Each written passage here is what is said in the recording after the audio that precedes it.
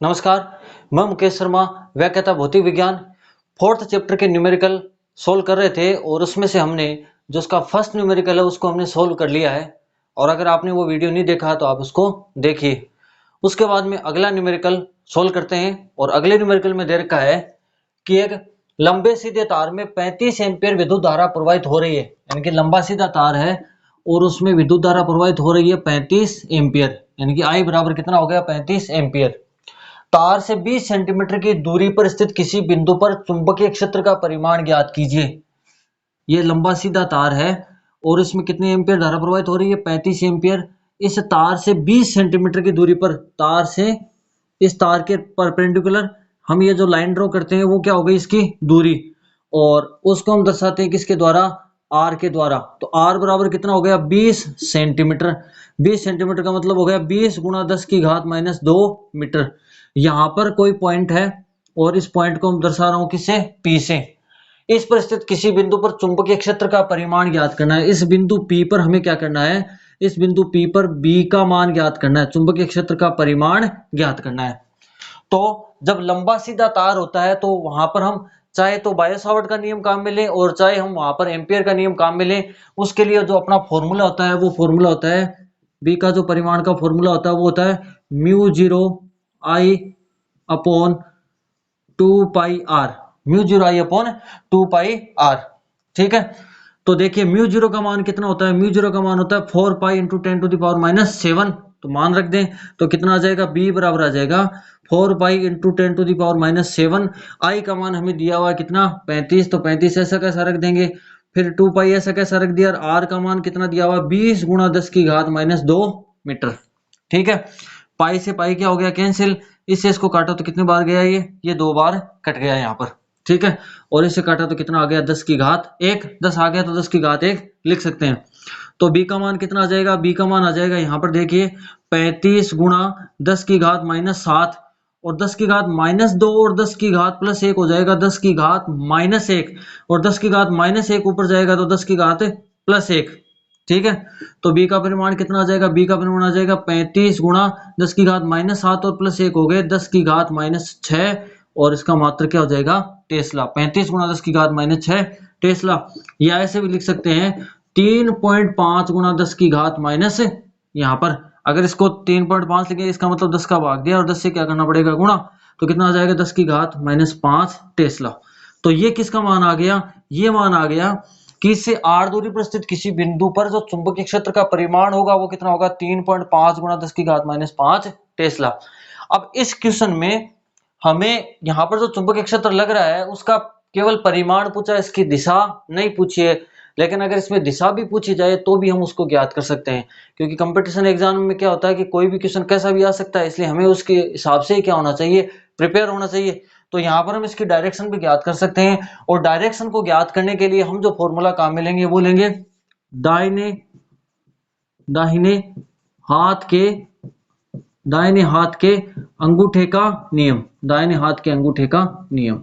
ठीक है, तो दाहिने हाथ के अंगूठे के नियम के अनुसार अंगूठा किसको बताएगा, अंगूठा यदि धारा की दिशा को बताता है तो ये जो मुड़ी हुई अंगुलियां होती हैं, मुड़ी हुई अंगुलियां होती हैं वो किसको बताएंगी, वो बताएंगी चुंबकीय क्षेत्र को। ठीक है, तो इसके लिए हमें क्या पता होना चाहिए, धारा की दिशा पता होना चाहिए। हालांकि इस क्वेश्चन में धारा की दिशा नहीं दी गई है, तो मान लीजिए इसमें धारा की दिशा क्या है, इस प्रकार से है। ठीक है, तो इस प्रकार से तो हम कौन सा नियम काम में लेंगे, दाहिने हाथ के अंगूठे का नियम। और दाहिने हाथ के अंगूठे को इस प्रकार रखेंगे, धारा की दिशा कैसे नीचे की ओर, तो अंगूठा क्या कर दिया इधर नीचे की ओर कर दिया। अब इस प्रकार से ये क्या हो गया, ये मुड़ी उंगलियां किसको बता देंगी, चुंबकीय क्षेत्र को। मुड़ी उंगलियां किसको बता देंगी, चुंबकीय क्षेत्र को। तो ये यहाँ पर मुड़ी उंगलियां क्या बता रही है, चुंबकीय क्षेत्र को। और वो चुंबकीय क्षेत्र किसके रूप में होगा, वृत्ताकार रूप में होगा। यहाँ पर मुड़ी उंगलियां होंगी इस प्रकार से, तो वो क्या हो गया वृत्ताकार रूप हो गया। तो ऐसे इसमें क्या हो रहा है, इस कंडीशन में जब धारा क्या जा रही है, नीचे की ओर जा रही है, धारा क्या जा रही है, नीचे की ओर जा रही है, उस कंडीशन में इसमें जो धारा की दिशा नीचे की ओर है, तो इसमें चुंबकीय क्षेत्र की दिशा क्या हो जाएगी, चुंबकीय क्षेत्र की दिशा हो जाएगी घड़ी की सुई की दिशा में, यानी कि क्लॉकवाइज, यानी कि ऐसे भी बोल सकते हैं इसको दक्षिणावर्त। ठीक है, इस कंडीशन में देखिए इस प्रकार से ये क्या हो गई मुड़ी उंगलियां, तो इस प्रकार से इसमें क्या हो जाएगा चुंबकीय क्षेत्र। ठीक है, तो देखिए मान लीजिए ये कोई तार है, ये कोई तार है। ठीक है, और इसमें इस प्रकार से क्या हो रही है, धारा बह रही है, इसमें इस प्रकार से क्या हो रही है, धारा बह रही है। तो इसको हमने क्या कर दिया, इस प्रकार से अंगूठा यहाँ पर लगा लिया और ये मुड़ी उंगलियां किसको बता देंगी, चुंबकीय क्षेत्र को। तो चुंबकीय क्षेत्र क्या हो गया, इस प्रकार से, चुंबकीय क्षेत्र क्या हो गया, इस प्रकार से। हमें कौन से पॉइंट पर ज्ञात करना है, ये आर यहाँ 20 सेंटीमीटर की दूरी पर ये कोई पॉइंट है, इस पर हमें क्या करना है, चुंबकीय क्षेत्र की दिशा ज्ञात करनी है। तो देखिए ये मुड़ी उंगलियां कैसे आ रही है, ऐसे आ रही है, फिर इस पॉइंट पर क्या हो गया, ऐसे, ये देखिए आप ऐसे, तो ये क्या हो गया, ये हो गया यहाँ पर कागज के तल के लंबवत बाहर की ओर, कागज के तल के लंबवत। इस पॉइंट पर देखिए मुड़ी उंगलियां कैसे आ रही है भाई, इस पॉइंट पर इधर हो गई, इस पॉइंट पर इधर, और फिर इधर, और इस पॉइंट पर क्या हो गया, इधर। तो ये क्या हो गया, कागज के तल के लंबवत बाहर की ओर। इस कंडीशन में चुंबकीय क्षेत्र क्या हो जाएगा, कागज के तल के लंबवत बाहर की ओर।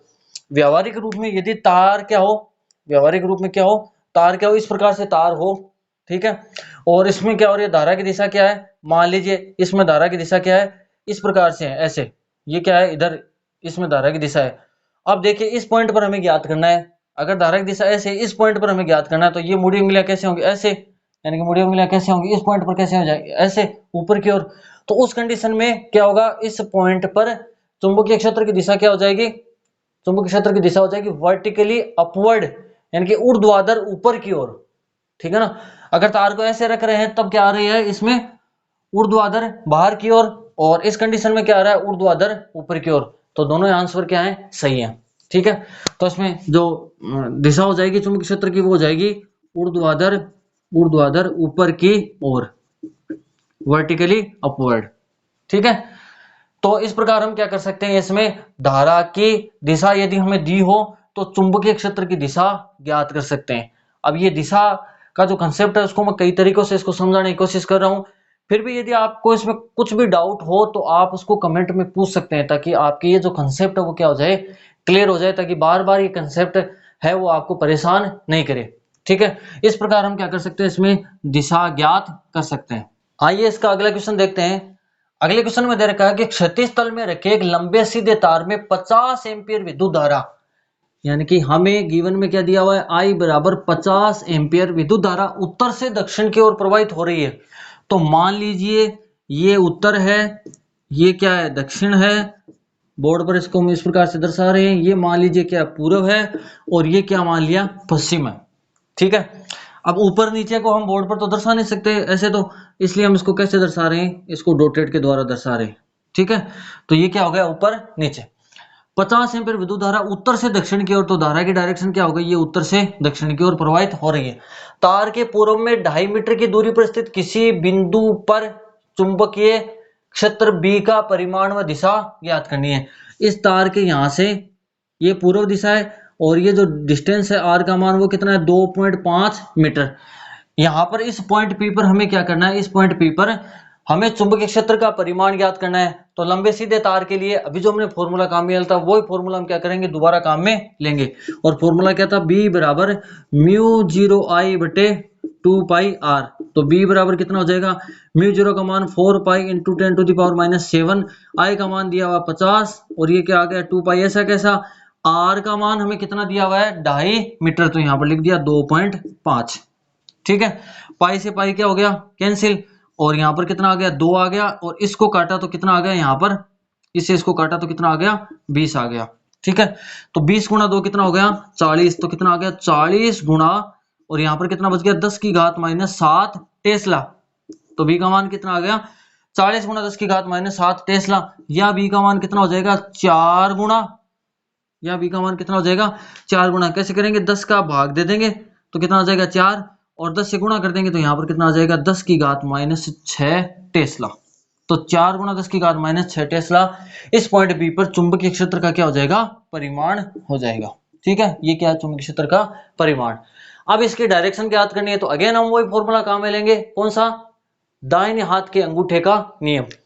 तो दाहिने हाथ के अंगूठे के नियम के अनुसार ये देखिए तार में जो धारा की दिशा वो क्या नीचे की ओर, तो अंगूठा क्या हो गया नीचे की ओर। तो ये जो मुड़ी उंगलियां हैं वो किसको बता रही हैं, मुड़ी उंगलियां बता रही हैं यहां पर चुंबकीय क्षेत्र की डायरेक्शन को।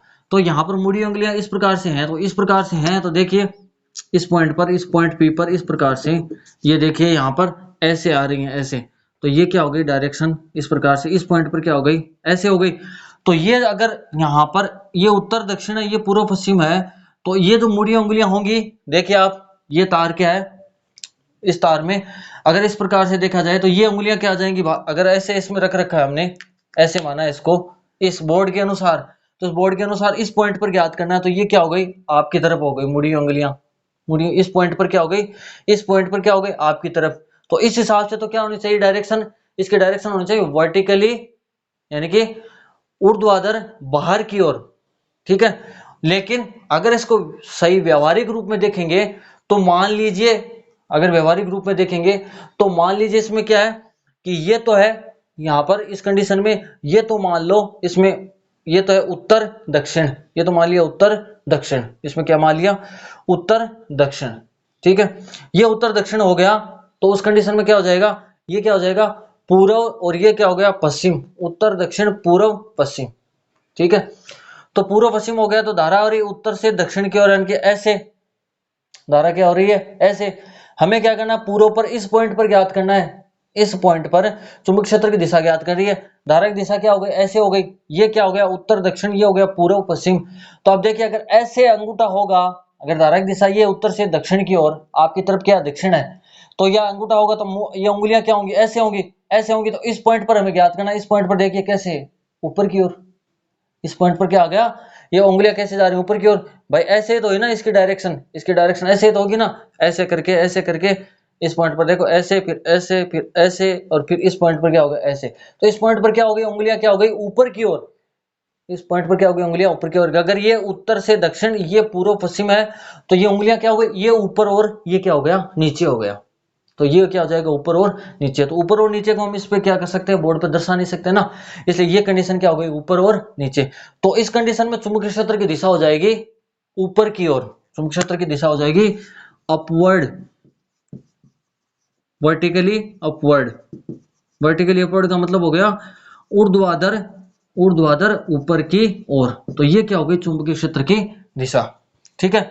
इसको भी हमने क्या किया डिटेल से समझा है। और ये फॉर्मूला है एम्पियर के नियम से, वायसावर्त के नियम से, किसी लंबे सीधे धारावाही चालक तार के कारण किसी बिंदु पर चुंबकीय क्षेत्र का मान ज्ञात करने का फॉर्मूला, ठीक है। आशा करता हूं आपको ये वीडियो पसंद आया होगा। अगर पसंद आया तो उसको शेयर कीजिए, इसको लाइक कीजिए और इसको सब्सक्राइब कीजिए चैनल को, ताकि बहुत सारे बच्चों के पास में ये वीडियो पहुंच सके। धन्यवाद।